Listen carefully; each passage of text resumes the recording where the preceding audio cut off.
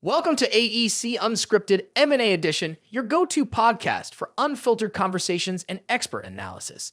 Brought to you by Stambaugh Ness.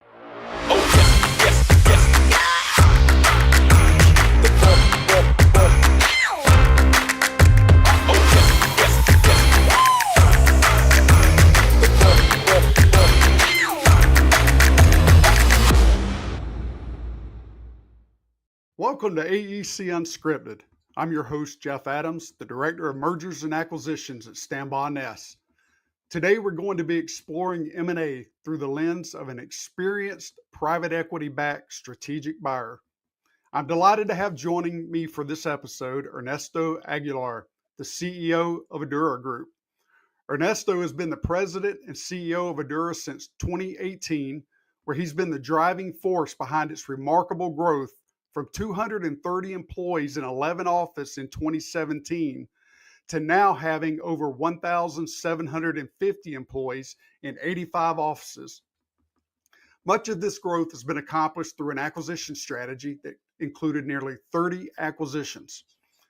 Ardurra is currently listed as number 86 on ENR's top 500 list and number 147 on ENR's top 150 global design firms list.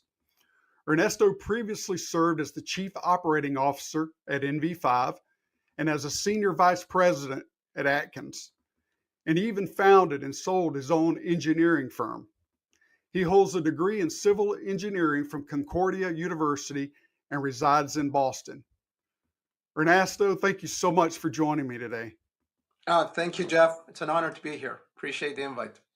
Hey, the honor's all mine, Ernesto. Looking forward to talking with you today and letting others be able to just kind of learn more about you and Ardurra and what you guys have been doing. So, Ernesto, before we really get started, tell us how your career began.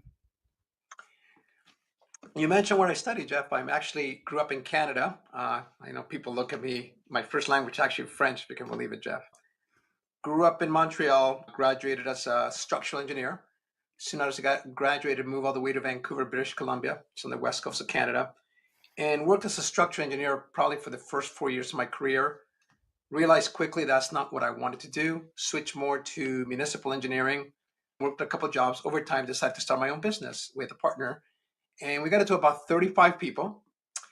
I had lived in Vancouver 10 years. We decided, I met my wife there, decided to move to San Diego. So sold my business and moved to San Diego. Warmer weather there in San Diego, right? Warmer weather, big difference. The idea was staying in San Diego 1 year. We ended up staying 12. Very hard place to leave, Jeff. Very hard place to leave. And ended up joining a water firm 6 months after I got there. That firm got acquired by PBS&J. I think a lot of people remember PBS&J. Ended up being a PBS&J / Atkins for the next 14 years. Lots of roles, a lot of operational kind of sales jobs. When Atkins took over, I decided at that time that I wanted to actually move back to the East Coast. I had my kids in San Diego. We wanted to be closer to family. And Atkins then offered me the opportunity to actually run one of the North American operations. So they said, you can live anywhere. We moved to Boston just to be closer to family. Ended up doing that. And after a while, I had been there a long time, decided to try something new. Joined a firm that was starting up. So I joined NV5 when there were about 200 employees. And so nobody knew what NV5 was. I joined them. I think they had no presence in the East Coast. It was all West Coast. And I came in as Chief Operating Officer. And I think as many people know, that company exploded. Over the next 4 years, I think we did almost 40 acquisitions. Company, wow. I think, up to 3,000 employees. Publicly traded company, went through an IPO. And at that time, it was time for me to move on. The company had changed. I learned a lot. There's a lot of things I wanted to do differently. And so there was a company that was starting up. It was Ardurra. A colleague of mine from NV5 had actually started a company with PE backed. I was interested in PE. This is 2017. And the company that is Ardurra had actually started 6 months before I started talking to the PE guys. And that's how I ended up here. And when I joined, the company had about 200 employees. And I came in as a Chief Operating Officer, did that for a couple of months, and then they offered me to take over. Yeah, that was what, 2017, 2018 time frame, right? In the beginning of 2018. So the company started I probably came about 8-9 months after the company had started, but I had been talking to them 6 months after that. So that's how I ended up here. Wow, that's phenomenal. I mean, NV5's growth story that you were telling about while you were there, and now here at Ardurra, going Yeah. from what 200 to over Mhm. 1,700 employees now. Yeah. That's pretty impressive growth. I think since 2017, you guys have acquired somewhere around 26 to 28 firms. But there was a period of time there that you seemed to slow down, albeit you just recently made a pretty big announcement on an acquisition that you've done. But tell us about this little lull, for lack of a better word, that kind of happened in 2023, early 2024. So let me go back a little bit, Jeff. So between 2017 and 2022, we made 23 acquisitions, and then we recapitalized. Okay. So as you know, private equity every 5 years or so, they recapitalized. The company had grown tremendously, and we got a new partner. So there was a period there where we actually had to reform the company in many ways, put a new foundation. That's what we've been doing. We did do two acquisitions in 2023. And recently, Jeff, we just announced our most recent acquisition, which is WK Dixon, an iconic 95-year-old company based out of Charlotte, very well known. So we're honored that they decided to merge with us. So that brought us to about 1,750 employees as of now. Yeah, I mean that is incredible growth, Ernesto. How did this WK Dixon deal come about? Yeah, most of the companies we actually find, Jeff, are actually not going through processes like bankers or auctions, if you want to call them. So WK Dixon, a lot of people were after them, a lot of people calling them. They were actually not for sale. Someone that we knew introduced us, and they said right away, "We're not for sale." And we said, "Fine." That's how we started talking, and it took us a year. It took us a year. They decided to go back and forth. They knew they needed to do this eventually. They weren't ready, but it was a good fit from both our sides. And they said, "You know what? We weren't looking right now, but we eventually probably had to do this for ownership transition. You guys came along. Let's just do it because we don't want to miss the opportunity." So really, that's how it developed. Wow. A small 50-minute conversation turned out to be a merger between the two firms. Well, I suppose Ardurra keeps a pipeline of potential acquisition targets out there at all times that you're able to We investigate. do. We probably talk to or look at between 50 and 100 firms a year. Hmm. We're very, like they should be, we're very selective who's going to be part of the Ardurra team, just like they should be too. It's kind of sending your kid to college, pick the right college. And so, yes, we do talk. We're very, very selective. We have certain rules that we use to actually find a firm that fits into our culture, and that's how we do it. What does your M&A team look like? The people that get involved in those type of transactions. Yeah. So, in terms of sourcing, a lot of it comes through me. We have a chief strategy officer. He goes with me a lot to look at these, and then we have all these previous owners that we have in this company. We have over 40 of them. They all have connections. They all have networks. Mm. They all have companies. They all have people we work with, and that's why many of the companies we have are people that we know already. Um, so that's the sourcing piece. When we actually decide to make a deal, we have a full-time M&A head of M&A, Okay. and his job is to work through the whole deal process, due diligence. So he takes over, grabs our HR, our finance, our operations, and works it through. We also have a full-time integration team when they come on board. Integration, we have it into two parts. We have the part which is just the systems, I call them, finance, HR, that kind of stuff. And then there's the people side. We actually have a full-time person. Her title is the engagement partner. Mm. Her job, she actually sits in their office for a while, make sure they're integrated in, understand who to call when they have questions. But that person actually sits in their office at the beginning, make sure that they're comfortable as we're bringing them in. So that's how we do it. You mentioned that you have 50 to 100 firms there in your pipeline at any point in time. You have 40 or so principals from previous acquisitions that have relationships with so many different uh, opportunities out there. How do you go about prioritizing which ones to go look at first? So we have this method. It sounds kind of corny, Jeff. It's called the 3F rule. And it's going to sound corny, but we actually do use it. And actually, it's a way for us to kind of be selective of the firms we look at. So Mm. let's go quickly through what the 3F's are. So the first one's called fit, and we call it the beer fit. And it's really going out. It's almost like a date, right? You're going out. Do we actually like these people? We use Do we get that along term with all them? the time with M&A, dating, right? Yeah, yeah. Yeah. So, but it's really, we actually are looking at the people. How do they talk about their staff? Do we actually like work with them? We actually think, can this guy get along with this person that we have in the company? It's important because when you get through the deal, you're going to come through obstacles. And if you actually have this relationship, you'll be able to get through so much. You'll be able to talk it through. So that's probably over 60% of the deal. I'll be honest with you. Sometimes we've actually sat with some people. We're saying, yeah, this is not our buds. We're going to move on. Mhm. So second F is future. And we say it's 1+1 = 30. Mm. Are we better off? Not 2, 30. It's 1+1. Sorry. Is do they have stuff we don't have? Do we have stuff they don't have? Are we better off together? We're looking for firms who want to grow, right? So do we actually have the ability to help them grow? Are they in the same markets we are? Are they in the same geography? Or do they fit our strategy? So the fit, the future together has to be way better than we are apart. Otherwise, there's no point. Then the third F is the financials, meaning when we make a deal, the money does come into play. Are they happy with what they're getting? We don't want resentment when they come in. And at the same time, is we think it's a fair deal for our shareholders and getting value. So all those three have to work. And we're also not looking for fixer-uppers. These companies have to be well run. They may be looking for reasons. There's always the cash in part, Jeff, that's understood.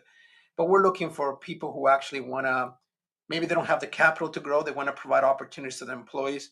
These are the firms that we are looking for that we believe we can help, and we want them to be our partners.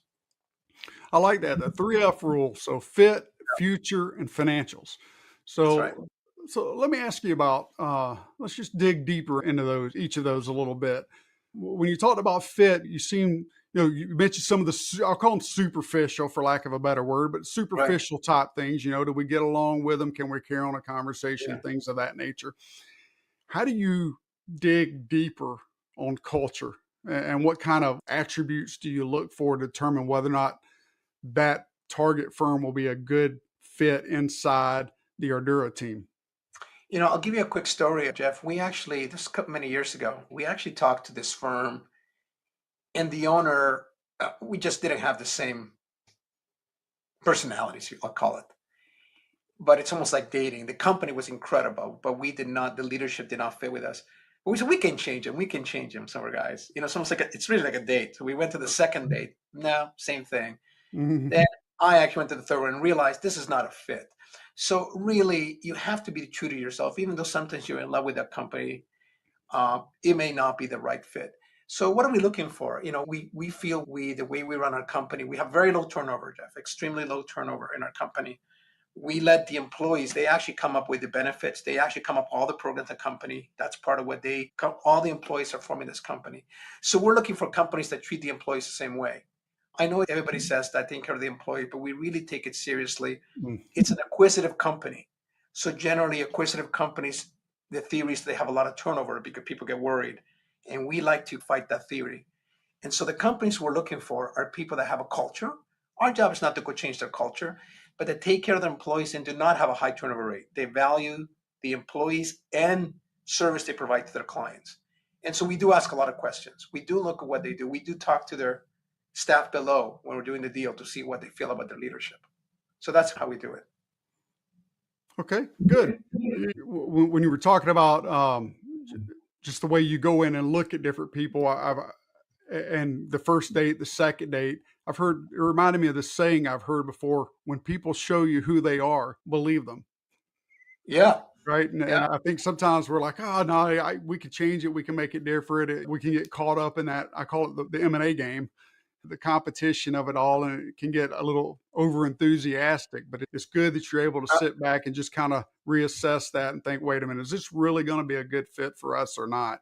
Yeah, I'll tell you another little story, Jeff. It's kind of a little bit to this nature, but it's a little bit funny, but it's actually, if you'll find it interesting. So this is not that long ago. We actually there was a firm that really had two owners, some older that needed to retire and some younger. And it was pretty obvious that the younger generation did not necessarily want to sell, but they could not buy out the Mm. older owners. But they talked about, and they came back and said, no, we're ready to move forward. So we went under LOI, started the deal, started the process, and it was very slow. And it became pretty obvious that the younger team that was on board was not on board. They did not necessarily want to sell. So I called them and I said, look, I gave you a proposal. I gave you a ring, i.e. the LOI. You accepted my proposal. I've been trying to set a wedding date that we can get married, and you keep putting it off. And this person looked at me. We're not ready. You're not ready to settle down. You still want to be young and have fun. And the person said, "You're right. It actually hits home." But we actually ended the deal because of that. We Yeah. said, "Be true to yourself. You're not ready to sell the firm." And they initially thought, "Is this, are you trying to talk us into?" No, no, no. You're not ready. And that's it. We actually shake hands, stay friends, and went our separate ways. So this part, I know dating is used to the cliche quite a bit, but it is like that. It is like that. Well, and the way you left things, I'm sure that firm could potentially be a future That's uh, right. Yeah. seller that you guys acquire. But They left yeah, a long time love. They left a long time love. well, we see that frequently, quite honestly, where there's firms where the majority owner wants to think and sell, doesn't see the opportunity for an internal transaction to take place for various reasons. But then those minority leaders or that second generation to be owners just are less than enthusiastic when they get involved in it, and the buyers realize that. And Yeah. what would you say to sellers? I think that's one of those things that sellers need to focus on when they're preparing for sale. What's your advice to a seller? I think the sellers need to decide what they actually want to be, meaning what kind of partner do they want. I would advise them not to go just for the money. This is many times this is going to be your life going forward. You don't want to be stuck with a partner just because they have the highest price. Hmm. So that's number one. And I actually advise them to ask questions. So when I'm getting into what's going to look like? Some firms, I'll use WK Dixon, which is our latest one. They actually came down and met with 3 of our previous companies we acquired. They wanted to know, how did it go? How did the process go? They actually met with each one and asked, how was the integration? Alone, we weren't part of it. And so they did their homework. They wanted to make sure their staff, it was going to be a good fit for them. We like that. We like that because we think this company's taking this very seriously, wants to make sure it's a good fit for them too, which will make it a good fit for us. So do your homework. If you're not ready, don't do it. People think sometimes they have to do it or part of it. You got to be ready. You should have no regrets. There's the other advice. Don't wait too long. There is a point where some owners wait too long, and it's all about people. Those relations are going to be gone. They don't have a long time frame, and the value of a company is not going to be the same. So have a plan, right? Don't wait to the very end. Have a plan of what you want to do and do it. Yeah, that's some great advice, Ernesto. So when you look at firms thinking in the past, would you say you've always assessed culture correctly? Have you gotten it right every time? We got it. There's one or two in my career, Jeff, and You I've don't only have been to in name names. no names, one or two that what happened is the firm, it turned out okay, but the leader struggled initially of not being the boss, and could make the decisions. Hmm. But we got around it. Other than that, we've been very fortunate in this company that it has worked out. So our F's have worked. We've been very careful about it. So I could see we've been pretty successful in all the firms we acquired so far. Okay. Well, let's talk about the second F. So future. You mentioned that you like for 1 + 1 to equal 30. I've Yeah, always said, let's make it 1 + 1 equals something greater than 2. 30 is a big number. it Uh, is. how do you guys go about assessing that? What are you looking for? So when we actually ask this firm, this is what we tell them. And we ask them, when they started their companies, many of these owners, they had these grandiose plans, and then reality hits. Payroll, accounting, taxes, the back office, they can't do all the stuff they had Hmm. grandiose plans. So what we tell them is, what were your grandiose plans? Can you put them on a piece of paper? Because now we might be able to make those grandiose plans come true. So tell us, we do that before. Tell us what is it what you want it to be. And that's part of it. We are not looking for companies that actually do not want to grow. I'll be honest with you, that's just not our DNA. So we look at their plans, what they have, and then we see, can we actually do that? Are they realistic? It's something within our strategy. And if the answer is yes, there's the what 1 + 1 = 30. The way the company's been growing, this is going to sound weird what I'm going to say. M&A to me is a lazy way of growing. Don't get me wrong, it's worked for us. Organic growth is the way to go. And we've been very good. Our organic growth is double digits, no less than 15%. But M&A is a way to accelerate organic growth. So you got to be careful. We look at these firms and say, can we grow organically if we make some investments? If we bring certain people in, make small acquisitions, tuck-ins, are they going to explode? And that's the 1 + 1 = 30. So we do assess that before we actually close the deal. I like that, Ernesto. I mean, it's very appealing thinking as a seller. I would think hearing that, okay, I'm not able to achieve the growth goals and dreams that I had for my firm, but here's a firm, Ardurra, that is willing to acquire me to help me achieve my dreams. And Jeff, obviously they'll get some money out of it. Right. All these entrepreneurs that started their companies, they started for a reason. And most of them is because they had a vision of what they wanted to be. But reality does hit. It's not as easy as you may think. So here it is. Let's accomplish those dreams that you had. And when you have someone that's bought in or a champion, things are going to happen. To me, this company's been built because of champions. This company, and honestly, Jeff, I made one acquisition in this company that I really was so about it. But the employees in this company were so much into it. I said, well, we're going to do it because there's so much. And guess what? It's actually tripled. Wow. And why? Because we had champions here in the company that were going to make it work. So that's the way it works. Organic growth works, just empowering people, having champions, they'll take it. That's what I was about to say. That's what empowering people looks like. Wow, that's amazing. How do you think about the owner? So you mentioned them a little earlier, but you can have your majority owner. And you mentioned earlier your advice was don't wait too late, have a plan. How do you deal with owners that are coming in with retirement plans? I really want to be done in 2 years, or what does that do? So Jeff, incredibly, I think all the owners of all the companies we acquired are still here, except for one. Wow. And that was a planned exit. Many of the ones said they were going to retire. They've decided to stay longer. They're having a lot of fun. Now, incredibly, all these guys can leave. I mean, they've made enough money to be able to leave, but they're here because they love what they're doing. They see it's fun. We do have a fun group. They want to see their employees, that they still part of their family. So yeah, we've been very fortunate. Now, there are firms where they tell us up front, look, this person's going to leave and all that. And we understand that. Like I said, we've been fortunate. They've actually, I'm not ready to retire. I'll keep on going. And we're fine with that. Knock on wood here, Jeff. They're all still here. All from other 27 companies, if you can believe it. Yeah, that's quite an accomplishment. Yeah. So your third F, financials. How do you go about assessing their financials? What are you looking for in particular? Yeah, so I see you mentioned, Jeff, we're private equity backed. So as a private equity backed company, we have what's called a quality of earnings. Mm-hmm. So we do have to get a third party. The banks require it for us for loans. We do go through a process where we hire an outside third party to review their financials. So to make sure that they're straight, how they do their work. We then do a due diligence as well on their business, looking at their contracts, that kind of stuff. But that's how we look at their financials. We will never, ever acquire a fixer-upper. If you cannot run your own business, then you're never going to do it here. So that's how we assess their financials, see how they're doing, how they run their businesses. And if we feel they know how to do that kind of stuff, we're willing to invest in them.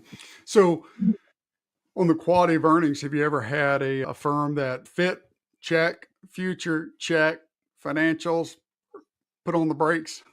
Yes, twice. Once is the company had dropped off when we started the LOI, but they lost some big jobs. We told them we couldn't move forward if they wanted to renegotiate, which we did. That was the only time once. And they said, yeah, we understand. And we still went forward, but at a different price. The other one is the financials dropped off dramatically. They lost some jobs, and we decided not to move forward. But that's the only times I can think of in my career, Jeff, that we have not moved forward on financials. Sometimes when you're looking at companies that do not have a process easier. A banker and advisors help them put financials together so they're more ready. But some of these smaller companies, they may not have all the stuff we need up front, so we have to work with them to get it there. So those companies a little bit harder to assess on their financials, but it has happened. It has happened. I'm not saying it hasn't. Do you find that as a result of the quality of earnings, you have adjustments to the purchase price, or maybe it's more changes to reps and warranties, or how does Yeah, that we play out? don't do it that way. Usually we go in with, this is our price. You're always going to be off a little bit, even if it's down about 10, 15%. We're okay with it, depending on what we can do with it. So we don't retrade. I don't think the only time I told you is once because it had gone dramatically. So we don't like doing that. There's not a retrade. We're just guaranteeing that it's close to what they said it was going to be doing. Reps and warranties. Sometimes we may find a contract, Jeff, where they have some risk, which we have a bit closer, and we might put something in the contract, say, depending on what happens here, here's how we're going to deal with it. But other than that, Jeff, we've been very, very good. Like I said, we don't retrade. The price is what it is, and we've been going forward with that. All right, great. Yeah, one last question on financials. Do you ever have challenges with sellers that have unrealistic financial expectations or valuation expectations? Um, we haven't moved forward then because there's no first fit, right? The first F. Sure, everybody thinks their company's worth more than it is. I think we do very fair. We explain what it is. We don't want someone coming in with resentment, Jeff. So that's part of the financials at the very end. If they don't, if they don't feel good about it, then don't do it. Don't do it. And so we will actually not move forward with someone that's actually not feeling good about it because they're going to come here not feeling good about it. What's the point? So, Absolutely. so that is, yes, there are firms who find to have unrealistic expectations. I think the market, though, in the last couple of years, Jeff, has a better understanding. I mean, it's out there. Everybody's out there. Valuations have gone up. I mean, this is a very, very hot market right now. And so they're still unrealistic, but I think there's a lot more benchmarks out there that people can look at too. That's right. Any funny stories that you got that you just want to share, or whether it's just things that happen along the way or mistakes maybe you made in the process? Anything come to mind? Make plenty of mistakes. Some of them are. I mean, I told you one earlier about the person that we actually explained to them on a date, and she said, "I get it. I've been through that before personally." Uh, but there are funny stories sometimes as you're going through the kind of the process. Unfortunately, sometimes you find that we've also find sad things. We find that maybe an accountant's actually been stealing money from them, and during the QOB, we find out and we have to tell them. So not funny, but it's actually that person's been with you 20 years and they've been taking a little bit of money every year. What? So that's happened to me twice, and the QOBs Wow. found that out. And so it's kind of eye-opening sometimes how people react when we find a lot of stuff that's going on in their business they didn't know about it. Some good, some bad, so. Yeah, that's not exactly what you go into a Q of E expecting to find, right? No, no, Uncover some fraud going on in the no, organization. no, It's like, no. wow. We've had I've seen ridiculous. I've seen once a company, a couple employees, they actually had major expenses on haircuts. And we thought that was weird.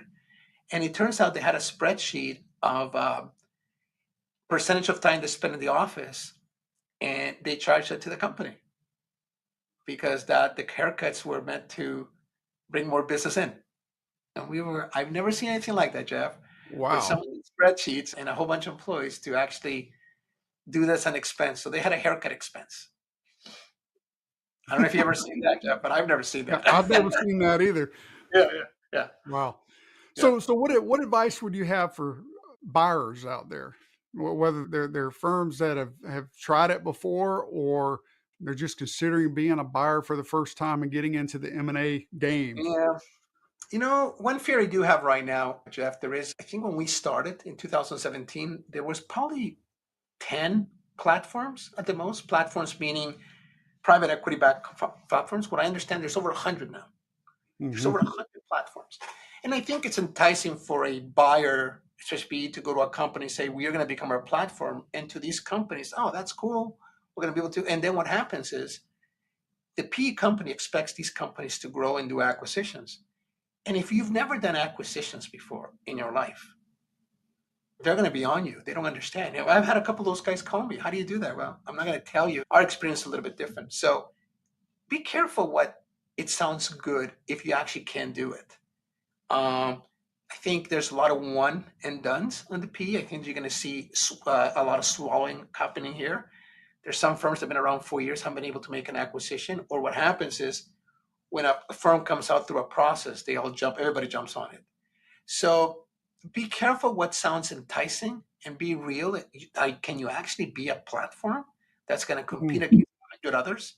So that to me is one advice. I've been seeing firms and saying, you're not a platform, but I know it sounds cool. Just be careful what you're getting into.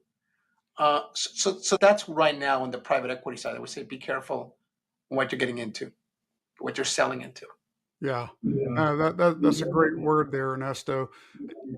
Yeah, it's appealing, right? It's kind of like, or it makes me think about when I was a kid being out on the basketball floor, and when you're picking teams, got a captain out there picking. It's always fun to be that first one chosen, right? It makes you feel special and all that. And that's kind of what this platform concept is.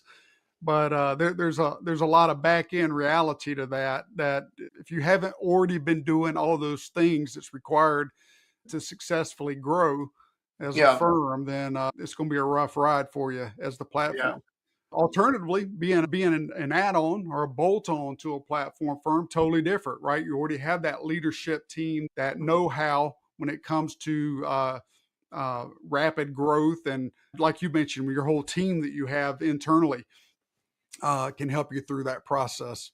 So you can just go on in on that and add your relationship capital to the fire, and really that be additional fuel.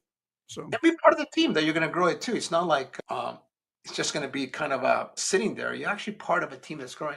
I'm just saying, just be careful that you know what you're getting into. The expectations from these private equity companies. I just find there's in my opinion, way too many right now.